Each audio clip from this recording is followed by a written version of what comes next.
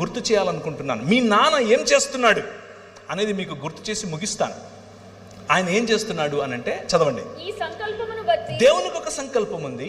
ఆ సంకల్పాన్ని బట్టి ఆయన పరలోకమందున్నవే గాని భూమి మీద ఉన్నవే గాని సమస్తాన్ని క్రీస్తునందు ఏకంగా సమకూర్చాలని తనలో తాను నిర్ణయించుకున్నాడు. ఆయన నిర్ణయం, ఆయన సంకల్పం భూమి ఆకాశములను కలపటం. నిన్ను ఇక్కడి నుంచి తీసుకెళ్ళిపోయి ఎక్కడో పెట్టడం కాదు, అది మతం.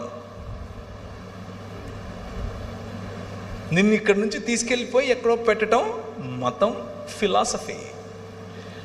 ఆయన ప్రణాళిక, ఆయన సంకల్పం వేరు. ఆయన సంకల్పం ఏమిటి అనంటే భూమి ఆకాశములను కలపటం. దేవుని సన్నిధిలో మనుష్యులు బ్రతుకున్నట్లు